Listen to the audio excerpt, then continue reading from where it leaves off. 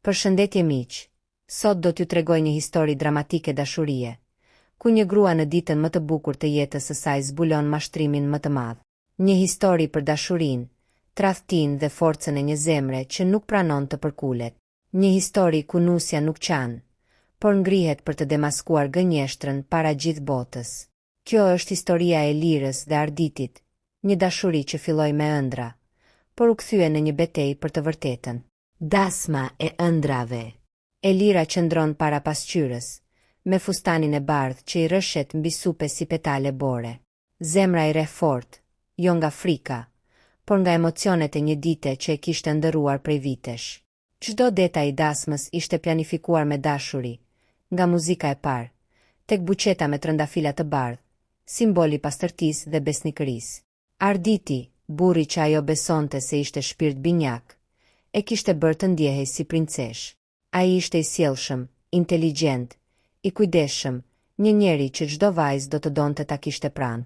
Sot, ata do të bashkoheshin përpara Zotit, për të ndarë një jetë të përbashkët. Por ndërsa dasma afrohej, një ndjenje çuditshme filloi ta pushtonte Elirën. Një parandjenje e ftohtë, një zë i brendshëm që i pëshpëriste. Mos beso gjithçka që sheh, mos beso gjithçka që të thonë. Ajo e përzuri atë zë, duke menduar se ishte thjesht ankthi i ditës së madhe. Nuk e dinte se çfarë priste. Zbulimi. Pak para ceremonisë, teksa Elira po nderonte fustanin në dhomën e saj, dikush trokiti në derë. Ishte shoqja e saj më e mirë, Diana, me një fytyrë të zbehtë dhe duar që i dridheshin. Elira, duhet të shohësh diçka menjëherë, i tha ajo, duke i dorëzuar telefonin. Në ekran ishte një video e postuar vetëm pak minuta më parë në rrjetet sociale. Aty shfaqej Arditi, në një shtëpi tjetër, duke mbajtur në krah një grua tjetër, dhe një fëmijë të vogël që e thëriste babi. Sytë e Elirës u errësuan për një moment. Zemra i ra në gjunjë. Gjithçka që ajo kishte besuar, çdo fjalë e tij për dashuri dhe për kushtim, ishte një gënjeshtër. Ai kishte një familje tjetër, një jetë të fshehtë që e kishte mbajtur larg syve të saj për 2 vjet. Diana i kërkoi të mos dilte më në altar. Mos e bëj, mos e marto veten me një mashtrues, i tha me lot në sy. Por Elira ngriti kokën. Në sytë e saj tashmë nuk kishte më dhimbje, vetëm vendosmëri. Jo, do e bëj këtë dasmë, por jo për dashuri, për të vërtetën. Do ta demaskoj para të gjithëve. Dhe me këtë vendim, ajo doli nga dhoma me kokën lartë, si një grua që nuk do të dorëzohej përpara turpit të dikujt tjetër. Ceremonia. Kisha ishte plot. Muzika kumbonte, njerëzit qeshnin, kamerat regjistronin çdo moment. Arditi e priti Elirën me buzëqeshje të reme, pa e ditur se çdo hap i saj drejt altarit ishte një hap drejt shkatërimit të tij. Kur prifti pyeti, a e pranon ti, Elira, Arditin për burr? Ajo heshti për disa sekonda, pastaj mori mikrofonin në dorë. Të gjithë u hutuan. Arditi u tendos. Elira e pa drejt në sy dhe tha, para se të përgjigjem, dua të ndaj diçka me ju, me të gjithë ju që jeni këtu për të dëshmuar dashurinë tonë. Ajo ngriti telefonin, hapi videon dhe e projektoi në ekranin e madh të sallës. Në atë moment, muzika u ndal. Zëri i fëmijës që thëriste babi mbushi kishën.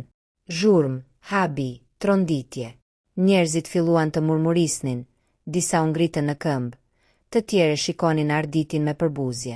Ai u përpoq të fliste, por Elira e ndërpreu. Kjo është e vërteta që më fshehe. Kjo është jeta jote e fshehtë. Dhe sot, nuk do të martohem me një mashtrues.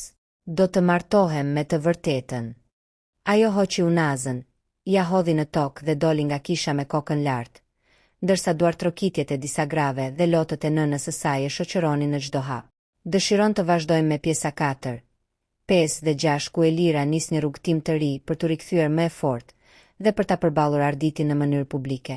Pas stuhis, Elira ecën nëpër rrugët e qytetit me fustanin e bardhë ende të veshur.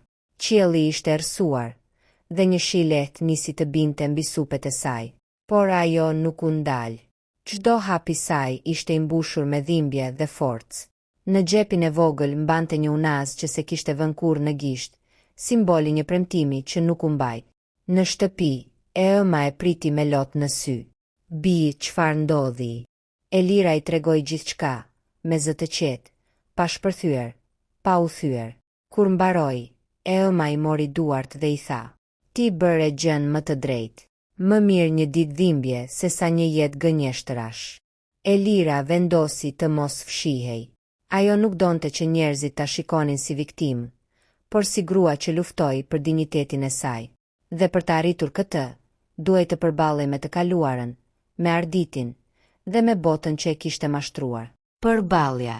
2 ditë më vonë, Elira mori një mesazh nga Arditi. "Duhet të flasim. S'është siç duket." Ajo pranoi ta takonte, por jo në fshehtësi. Zgjodhi një kafene publike, ku gjithçka mund të shihej. Kur ai mbërriti, fytyra ishte zbehur, syti ishin ulur. "Elira, më fal, ajo grua në video është dikush që njoh prej vitesh. Fëmia nuk është imi, por unë s'mund ta lija vetëm." Por Elira e ndërpreu me një zë të ftohtë. "Ardit, mjaft me gënjeshtra. Unë e di të vërtetën. Ti ke qenë me të që prej 2 vitesh. Dhe ndërkohë më ke premtuar mua një jetë. A e di çfarë më dhe? Një turp publik dhe një plag që se haroj dot." Arditi uli kokën. "Nuk doja të ndodhte kështu. Të doja. Jo, ti doje veten. Dhe doje të më përdorje për imazh. Por unë s'jam kukull për dasmat e tua të reme." Elira u ngrit, dhe para se të largohej, i tha fjalët që do i mbeteshin përgjithmonë në kujtesë. "Ti më humbe mua, por unë fitova veten. Dhe kjo vlen më shumë se çdo dasmë." Rilindja. Muajt kaluan. Elira filloi të ndërtonte jetën nga e para. Ndërroi punë, nisi të udhëtoi dhe të ndihmoi gra të tjera që kishin kaluar të njëjtin dhimbje. Hapi një faqe online ku tregonte historinë e saj dhe inkurajonte të mos heshnin përballë tradhtisë. Njerëzit e mbështetën, gratë i shkruanin çdo ditë: "Faleminderit që fole. Faleminderit që na dhe guxim." Një mëngjes, ndërsa pinte kafe në balkon, Elira pa vete në pasqyrë. Nuk ishte më vajza që ëndërronte një dasmë përallash. Ishte një grua që njihte veten, një zemër që nuk pranoi të thyhej. Ajo buzëqeshi dhe tha me vete: "Ndoshta nuk ishte fundi. Ishte fillimi i jetës sime të vërtetë." Dhe aty, në heshtje, ajo e kuptoi se ndonjëherë dashuritë e gabuara të çojnë drejt dashurisë më të madhe, dashurisë për veten. Heshtja që flet. Ditët e para pas përballjes ishin të vështira. Elira kalonte orë të tëra në heshtje, duke parë albumet e dasmës së dështuar, duke grisur flet me plane që nuk do realizoheshin kurrë. Por një natë, ndërsa shikonte veten në pasqyrë, ajo kuptoi diçka. Nuk mund të rri më viktim. Kam dhënë gjithçka për dashurinë, tani do jap gjithçka për veten. Kështu vendosi të kërkojë ndihmë profesionale. Shkoi tek një psikologe, zonja Mira, e cila e ndihmoi të shoh plagën jo si dështim, por si mësim. "Ti nuk humbe një burr. Ti fitove të vërtetën. Dhe kjo është më e vlefshme se çdo martesë," i tha ajo. Këto fjalë u ngulitën thellë në shpirtin e Elirës. Ajo vendosi të nisë rrugtimin e shërimit, jo për t'u hakmarrë, por për të rilindur. Zëri i grave. Një ditë, teksa ishte në një seminar për fuqizimin e grave, Elira ndau historinë e saj para 10 vajzave të tjera. Dhimbja e saj u kthye në frymëzim. Njëra nga gratë ju afrua pas fjalimit dhe i tha: "Ti je dëshmia që dhimbja nuk të shkatëron, por të formon." Kjo e frymëzoi Elirën të hapte një blog personal ku shkruante për eksperiencën, këshillat dhe mënyrat për të ngritur pas tradhtisë. Brenda pak javësh, faqja u bë virale. Gratë nga gjithë Shqipëria e më gjerë i dërgonin mesazhe: "Fal teje mora guximin të largohem nga një lidhje toksike. Ti je forca jon, Elira." Për herë të parë, ajo ndjeu që plagët e saj kishin kuptim, po ndihmonte të tjerët dhe përmes tyre po shërohej vetë. Rikthimi i së vërtetës. Ndërsa Elira po ndërtonte jetën e re, një telefonat e papritur nga një gazetar i njohur, Kledi Dervishi, i ndryshoi planet. Elira, historia jote ka prekur zemrat e shumë njerëzve. Dua të bëjmë një intervistë televizive. Njerëzit duhet ta dëgjojnë zërin tënd. Ajo hezitoi. Nuk donte famë, por drejtësi. Pas shumë mendimesh, pranoi jo për veten, por për të gjitha gratë që ende heshtnin. Në emision, Elira foli hapur për mashtrimin, për dhimbjen dhe për forcën që i duhej për t'u ngritur. Publiku qau, duar trokiti dhe e përqafoi me zemër. Por ajo që nuk e dinte ishte se në atë studio, në prapasken, ndodhej edhe Arditi, që e dëgjoi çdo fjalë, dhe për herë të parë, ndjeu turp të vërtet. Pendesa e vonuar.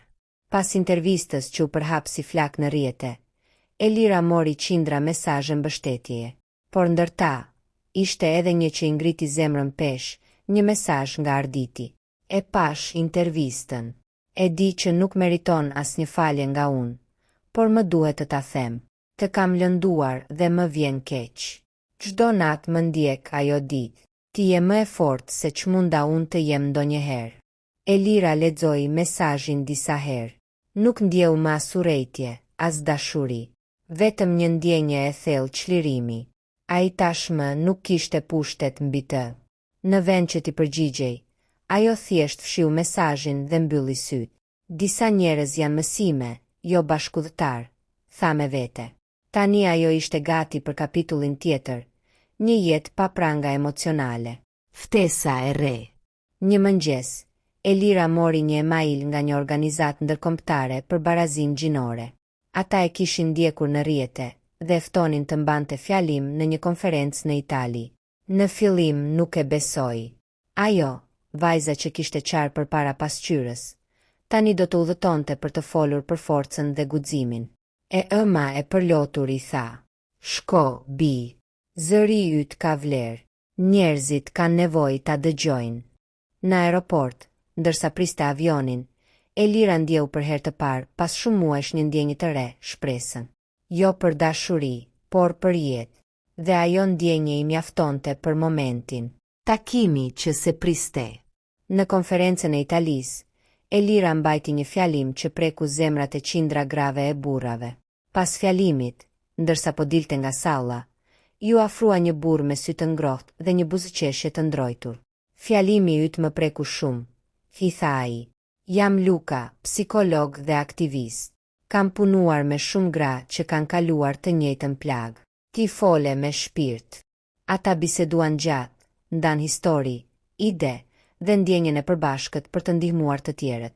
Elira nuk ndjeu menjëherë ndonjë emocion dashurie, por një lidhje shpirtërore, si dy njerëz që njihen prej kohësh. Kur u ndan, Luka i tha me buzëqeshje: "Ndoshta universi dërgon njerëzit e duhur kur zemra është gati. Ndoshta tani është koha jote." Elira mbeti e menduar.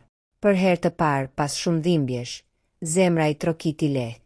Jo nga frika, por nga një ndjenjë që kishte munguar. Besimi. Zëri i zemrës. Pas konferencës, Elira dhe Luka nisën të shkëmbenin mesazhe çdo ditë. Fillimisht flisnin për projektet, për idetë e tyre, por me kalimin e ditëve, bisedat u bën më të ngrohta, më personale. Luka ishte ndryshe. Ai nuk e pyeste kurrë për të kaluarën, por e dëgjonte, e kuptonte dhe mbështeste në çdo hap. Një mbrëmje, teksa bisedonin në video, ai i tha: "Ti nuk je thjesht një grua që ka mbijetuar. Ti je një grua që ka rilindur. Dhe unë ndjehem me fat që të njoh." Elira heshti për disa sekonda. Ishte hera e parë pas tradhtisë që ndjeu një ndjenjë të ngrohtë në gjoks, një përzierje sigurie dhe shprese. Por në të njëjtën kohë, ajo kishte frikë. Nëse plagët e vjetra kthehen, nëse dashuria më tradhton sërish. Por zëri i saj i brendshëm i tha: "Jo çdo dashuri është gënjeshtër." Kështu ajo vendosi të mos mbyllet, të ecë ngadalë, por me zemër të hapur. Projekti i jetës. Pas disa muajsh komunikimi, Luka i propozoi një ide. Pse të mos hapim një qendër ndihme për gra të tradhtuara e të dhunuara emocionalisht, një vend ku ato të ndihen të dëgjuara dhe të fuqizuara. Elira u emocionua. Ishte pikërisht ajo që kishte ëndërruar. Ata nisën bashkëpunën, siguruan mbështetje, dhe pas disa javësh, qendra rilindja u hap në Tiranë. Gratë që hynin aty nuk gjenin vetëm ndihmë, por edhe dashuri, ngrohtësi dhe forcë. Në ceremoninë e hapjes, Luka e shikoi në sy dhe i tha: "Kjo nuk është thjesht një qendër, është simboli i shpirtit tënd, Elira." Ajo buzëqeshi dhe ju përgjigj: "Kjo është jeta ime e re, dhe ti je pjesë e saj." Dashuria që shëron. Ditët kalonin dhe marrëdhënia e tyre u bë gjithnjë më e fortë. Nuk kishte pasion të verbër si dikur, por kishte qetësi, mirëkuptim dhe respekt, diçka që Elira nuk e kishte njohur më parë. Një mbrëmje pranë detit, Luka i dha dorën dhe i tha: "Nuk dua të zëvendësoj kujtimet, por të ndërtoj të reja me ty." Sytë e Elirës u mbushën me lotë. "Ti nuk e di sa shumë kam luftuar për të besuar përsëri, por ndoshta dashuria e vërtet nuk të shkatëron, ajo të shëron." Në atë çast, për herë të parë pas dhimbjes, ajo ndjeu se zemra e saj ishte gati, jo për një përrall, por për një dashuri të vërtet. Në heshtjen e detit, dy duar u bashkuan, jo për të harruar të kaluarën, por për të ndërtuar një të ardhme ku dashuria dhe dinjiteti ecin krah për krah. Mesazhi anonim. Një pasdite me shi, teksa Elira po pinte kafe në verandë, telefoni i saj vibroi. Një numër i panjohur i kishte dërguar një mesazh: "Nëse do të dish të vërtetën për Arlinin, eja nesër në orën 18:00, tek hoteli Golden Sun. Mos i trego askujt." Ajo ndjeu një të ftohtë që i përshkoi trupin. Zemra i rahu fort. Ishte si një thirrje nga errësira që konfirmonte dyshimet e saj, por nuk u tremb. Brenda saj lindi një forcë e re. Ajo do të përballej me çdo të vërtetë, pa marrë parasysh dhimbjen. Takimi në hotel. Të nesërmen, Elira veshi një pallto të errët dhe një shall që i ambulonte fytyrën. Kur hyri në hollin e hotelit, gjithçka dukej e zakonshme, por zemra i rrihte si daulle. Në një cep, një grua rreth të 30-tave, me sy të trishtuar, po e priste. "Ti duhet të jesh Elira," tha ajo me zë të butë. "Unë jam Mira dhe unë jam gruaja tjetër e Arlinit." Elira u shtang. Çdo gjë u errësua për një çast. Ishte si të shihte pasqyrën e tradhtisë së saj, në sytë e një tjetër gruaje. Rrëfimi i Mirës. Mira filloi të tregonte me zë që dridhej: "Unë jam me Arlinin prej 2 vitesh. Ai më premtoi martesë, më tha se do të ndahej, por kur mësova për dasmën tuaj, ishte tepër vonë. Ai më përdori, siç po bën edhe me ty." Elira e dëgjoi në heshtje, duke ndjerë zemrën t'i coptohej, por nuk qau. "Faleminderit që më tregove," tha me zë të ulët. "Tani nuk jam më viktimë, tani jam lojtare." Në sytë e saj nuk kishte më dhimbje, por zjarr. Ajo kishte një mision: ta demaskonte Arlinin para gjithë botës.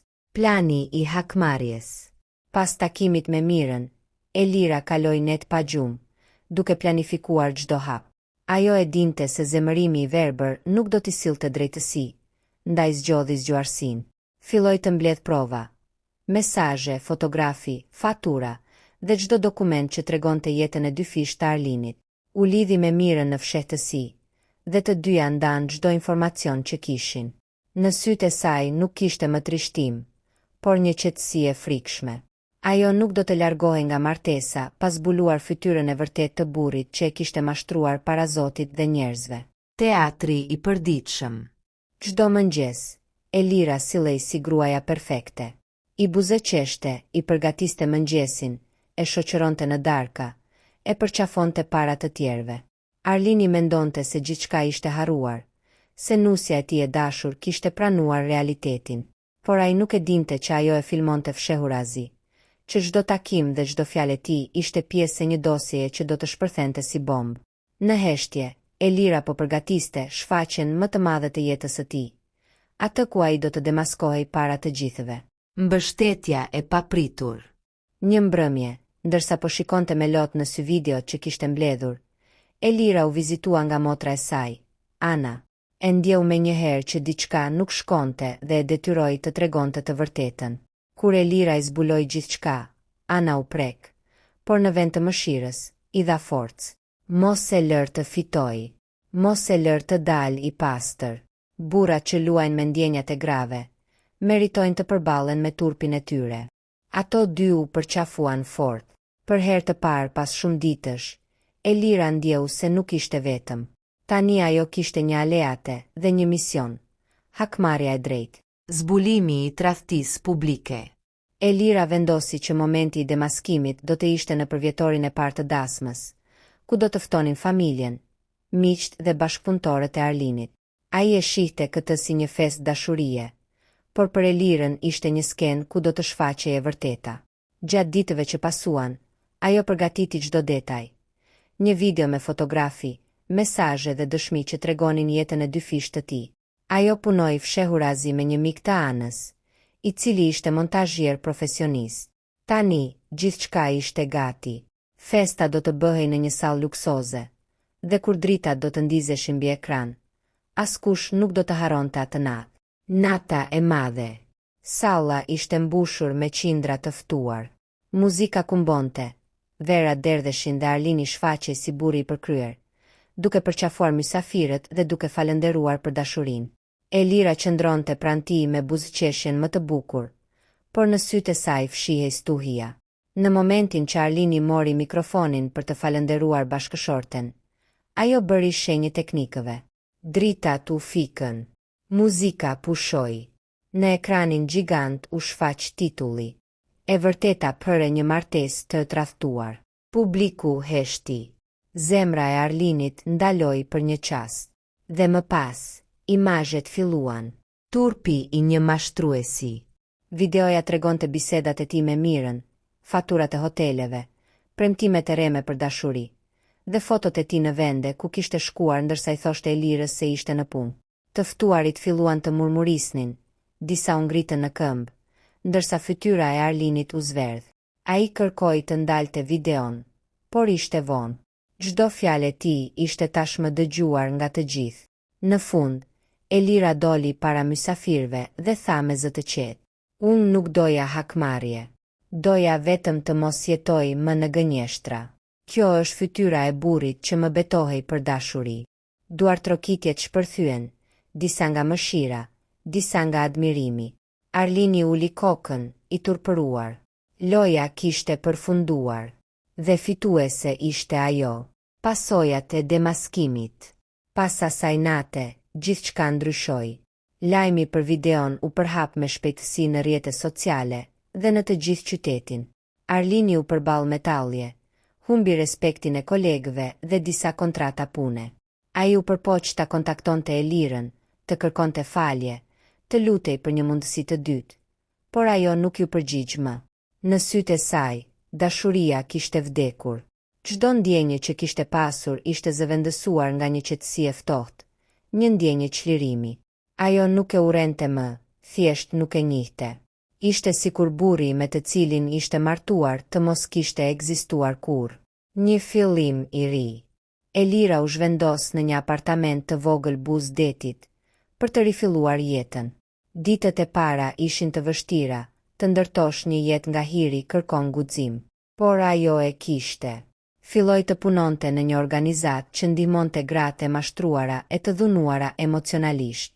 Historia e saj u bë frymëzim për shumë të tjera. Ajo kuptoi se dhimbja e saj kishte kuptim vetëm nëse ndihmonte dikë tjetër të mos përfundonte në të njëjtin kurth. Rikthimi i Arlinit.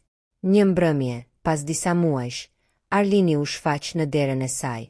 I lodhur, me sytë e kuq, mbante në dorë një letër. Erdha të kërkoj falje, tha me zë të ulët. E kuptova shumë vonë çfarë humba. Elira e pa në sy, por nuk ndjeu asgjë. Faleminderit që e the, ju përgjigj qetë. Por falja ime nuk është kthim, është liri. Ai uli kokën dhe u largua në heshtje. Ajo mbylli derën, u kthye drejt dritares dhe pa detin që valevitej. Në buzëqeshjen e saj kishte një premtim të ri. Kur më nuk do të lejoj dik t'i vër pranë nga zemrës sime. Zëri i grave të tjera. Pas ngjarjes, shumë gra filluan ta kontaktonin Elirën. Disa i dërgonin mesazhe falënderimi, disa kërkonin këshilla, e disa thjesht donin ta dëgjonin historinë e saj. Në çdo takim që mbante, Elira fliste me qetësi, por me forcë. Ne nuk mund të ndalojmë që dikush të na gënjej, por mund të ndalojmë veten nga heshtja. Heshtja është armiku më i madh i dinjitetit.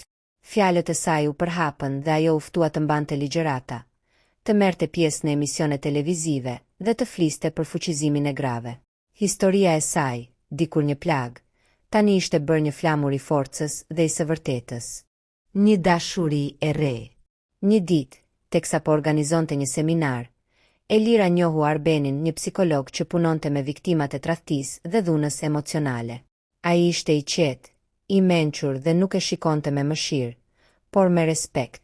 Me kalimin e muajve, ata filluan të takoheshin më shpesh, të ndanin histori, kujtime dhe ëndra.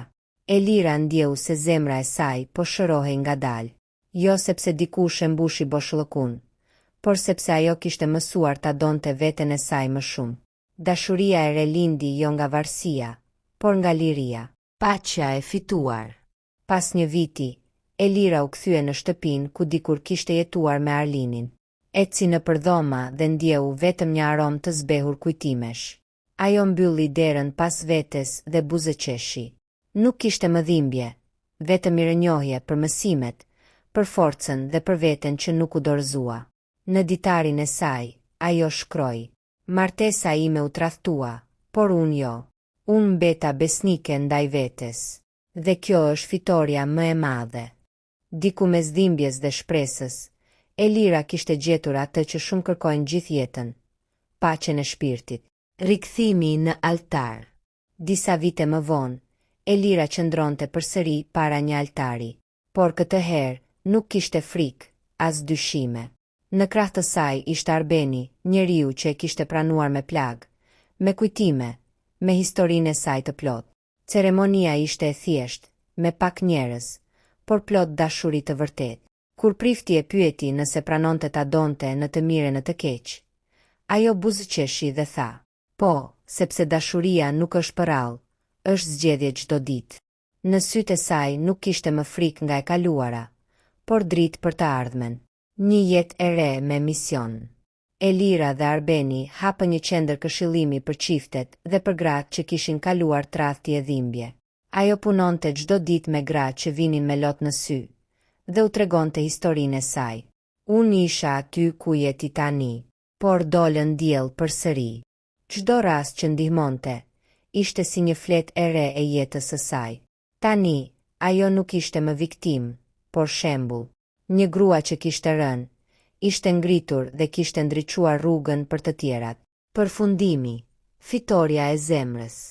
Një mbrëmje, ndërsa qëndronte në verandën e shtëpisë së re me Arbenin dhe djalin e tyre të vogël, Elira ndjeu një paqe të thellë. Ajo kujtoi gjithçka: ditën e dasmës, tradhtin, dhimbjen, demaskimin dhe rrugën e gjatë drejt vetes. Por tani, çdo plag ishte kthyer në forcë. Në heshtje, ajo falënderoi Zotin jo për vuajtjen, por për mësimin, sepse kuptoi se dashuria e vërtet nuk është ajo që të gënjen, por ajo që të shëron. Dhe kështu, historia e martesës së tradhtuar përfundoi jo me hakmarrje, por me fitore të shpirtit dhe dashuri të pastër. Takimi me Mirën pas shumë vitesh. Një pasdite vjeshte, Elira mori një mesazh të papritur.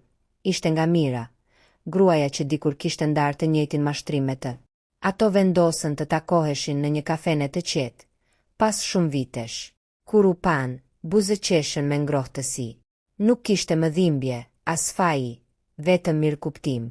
Mira i tregoi se edhe ajo kishte rifilluar jetën, kishte gjetur dashurinë e saj dhe tani punonte si konsulente për marrëdhënie. Elira u prek. Dy gra që dikur ishin viktima të njëjtit mashtrim, tani ishin bërë shembuj të forcës dhe ringritjes. "Shiko ku jemi sot," i tha Mira. "Ne fituam pa luftë, thjesht duke mos u dorëzuar." Ato u përqafuan dhe ndjenë se plagët e së kaluarës ishin mbyllur përfundimisht. Arlini dhe pendesa e vonë. Ndërkohë, Arlini jetonte vetëm. Kishte humbur shumë nga ajo që kishte ndërtuar, respektin, dashurinë, besimin e njerëzve. Një ditë, papritur, ai pa në televizor një intervistë e Elirës ku ajo fliste për fuqinë e grave dhe për shërimin shpirtëror pas tradhtisë. Në sytë e tij shkëlqeu një pikë loti. Ai e kuptoi se ajo nuk ishte humbur. Ajo kishte fituar gjithçka, ndërsa ai kishte mbetur I burgosur në zgjedhjet e veta të gabuara. Do të doja të isha njeriu që ajo meritonte, përshpëriti. Por tani ishte vonë. Elira nuk ishte më pjesë e jetës së tij, por frymëzim për një botë të tërë. Mesazhi I fundit. Në një mbrëmje të qetë, Elira shkroi në ditarin e saj të fundit. Njerëzit mund të gënjejnë, mund të thyejnë, por asnjë nuk mund të të marrë forcën nëse ti zgjedh të ringrihesh. Martesa ime u tradhtua, por unë jo. Unë mbeta besnike ndaj vetes dhe ndaj së vërtetës. Dhe në fund, kjo ishte dashuria më e madhe që mund të kisha. Ajo e mbylli ditarin, përqafoi djalin dhe hodhi syt nga Arbeni, që e shikonte me dashuri të pastër. Në buzëqeshjen e saj kishte qetësi, në shpirt kishte dritë. Historia e saj nuk ishte më një gruaje të lënduar, por e një gruaje që fitoi duke dashur veten.